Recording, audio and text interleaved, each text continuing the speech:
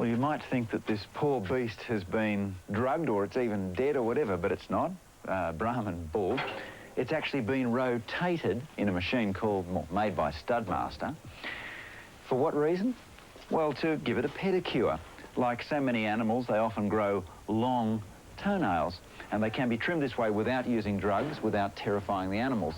The animal is simply run through a crush.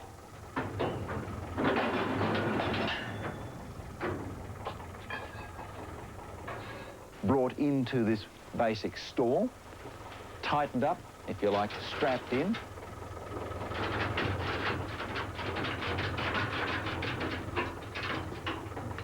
And then it's rotated using an old Ferguson 35 tractor.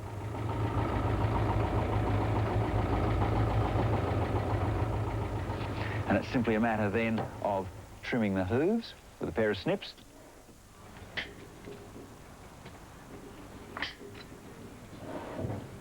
And then finishing off the pedicure beautifully with an angle grinder.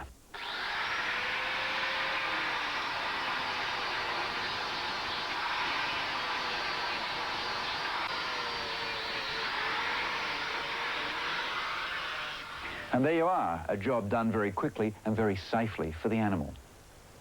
Hi, I'm Alan Border, and tonight's celebrity gardener is apparently affectionately known as the keg on legs. Actually, I feel like I'm with David Burnham at the moment, because he's a bit of a short ass. I can't believe he's got a backyard. I know for a fact he doesn't mow his own lawn. Gets his missus to do that. Yeah, well, I'm Ian Healy too, Great Bernie, but I'd imagine that Pip has to do most of your gardening like the rest of your life, but all I can go on is your hotel room, mate, and the garden couldn't be too tidy. Now batting at number 3.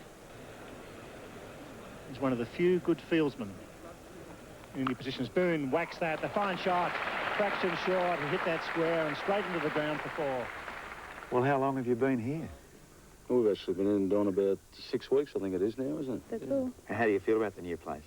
I didn't have a lot to do with it, actually. Pip built it all, so I'm wrapped. Build a Pip. David left and we just had a little bit of framework here in the end bedrooms and then left for the tour of England, so I was left with the job of finishing it off. The colour scheme is lovely. Who's responsible for that? Well, go on, you've got to take credit for your first year. That was, yeah, I had a lot of hand in that. My sister and I together actually worked out. I always knew I wanted green being, obviously, if you look around, one of my favourite colours. Gee, plants are cheap here. $5 for a Japanese maple that big. I think I'll move to Launceston. Yes, and we have a place here that you can get azaleas very cheaply if you buy more than 10, so... Although they haven't made a major impact yet, but they will in a year or so. The other week was about 40. 30 I put in the other day. Yeah. And that is the way to do it. Yeah. Lots of one thing, and if you can buy them at a better price, like it makes sense.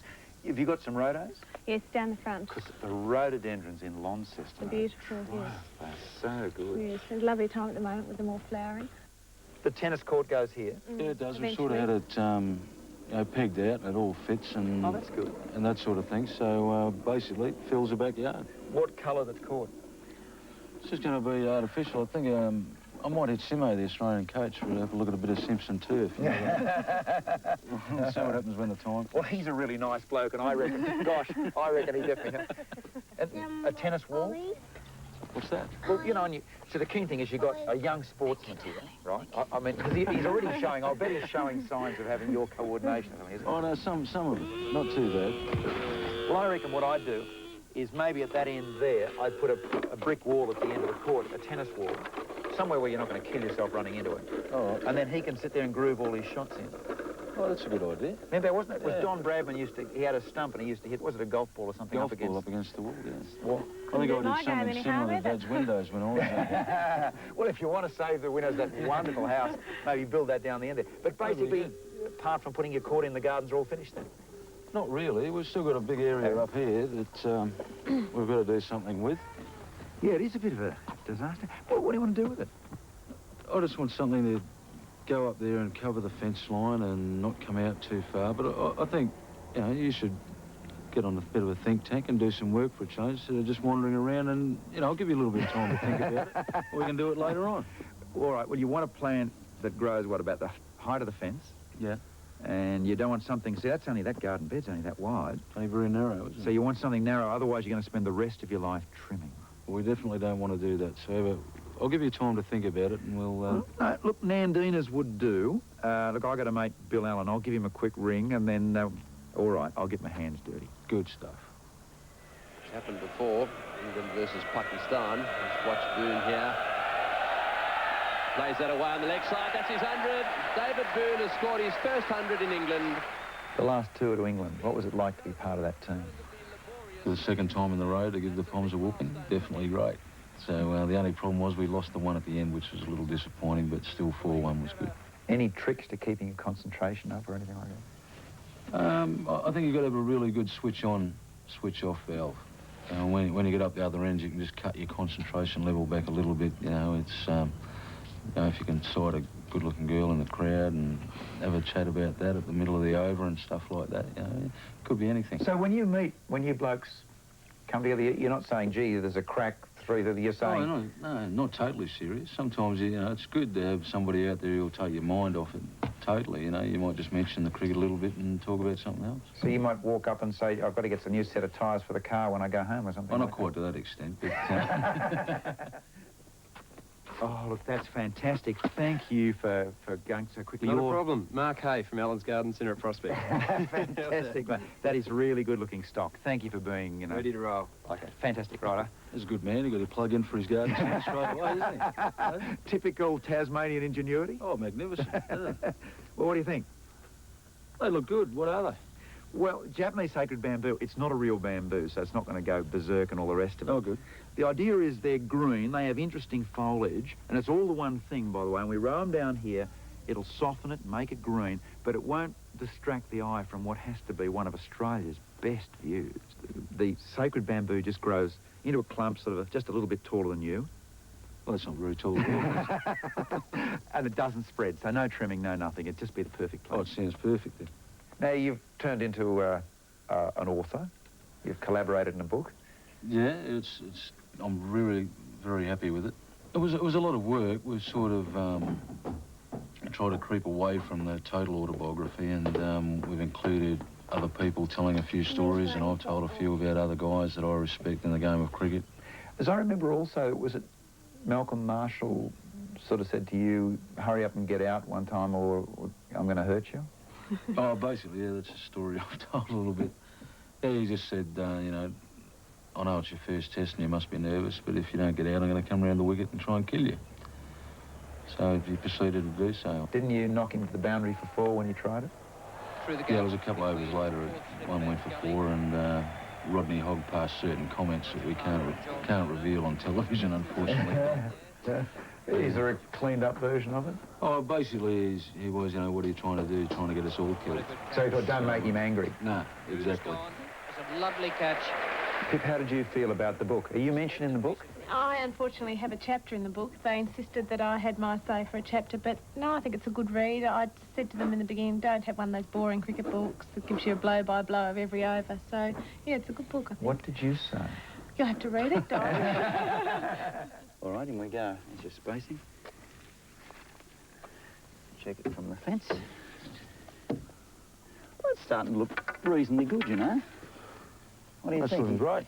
Happy with the result? Very good so far. And the beautiful thing about this particular plant is, while it's not a weed or anything, it is unkillable. Like, even though the conditions here are a little bit rugged, new house and some rubbishy soil and that, they'll laugh at it. How have you been going with bending? I noticed you've been looking a bit crotchety as we've been bending. Oh, no, the knee's fine. It's sort of just bending down there for a long time. It gets a little bit sore, but first test coming up, it'll be great. Who are you playing? New Zealand and Perth. So, you know, actually, we'd better get on with this. Never been finished in time. Righto, you're on. Every week on Burke's Backyard, we road test one animal or another. But tonight's road test is of the... Siberian Huskies! Siberian Huskies. When Don asked me to road test a Siberian Husky, I thought, oh yeah, down at the local parks and dogs, the usual, that'll be fun. Little did I know that he meant for me to go to Siberia. Anyway, this shows a very typical scene of what the breed was originally bred for. But how does this musical dog cope in Australia?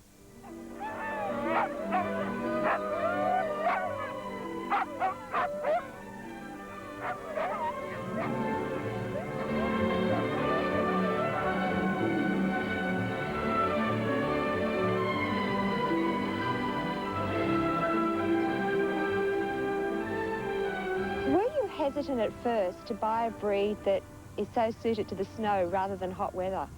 Not really, because they're bred out here, so they're more suited to our climate.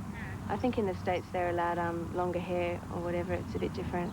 So she copes quite well in the summer. I used to have a Labrador and he used to be a little bit more uncomfortable than even she is.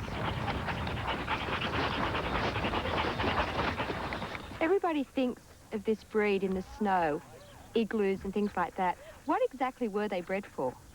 Well, they were bred by the Chukchi tribes of eastern Siberia initially to work, meaning pulling sleds and cargo and stuff like that. They did use various other breeds, but they thought the Siberian Husky was the best because it was economical to run. It's like owning a Honda Civic, I suppose, because they only fed them every 3 days at that time, so that's why they used this type of dog. Plus they're very hardy breed, and they're very good with endurance, so they can go for hours and hours working the dogs behind in front of sleds. Do you still follow your predecessors as owners of this breed and only feed 3 times a week? No. In actual fact, when we first got her, we used to feed her 3 times a day. That's a bit of a difference. Yeah, so she got very big indeed. But no, generally once a day is fine. They even recommend 1 day of the week you fast them. The interesting thing with them is their eye colour. Yeah. There's lots of different eye colours there. Yeah, and it makes them more unique too, I find. There's no reason for that. It's purely just the breed of the Siberian Husky. They can either have all these different combinations of eye colour, and it's just the way they are. You can't really breed for it at all or anything like that. How do you go with grooming a Siberian Husky? Yeah, when my wife first mentioned the Siberian, I thought, what a nightmare. But in actual fact, I'm surprised. Once a week, a brush, and that's about it. I mean, the coat is just so easy to look after, it's unbelievable. What about at shedding time, though? Okay, that happens at least once a year.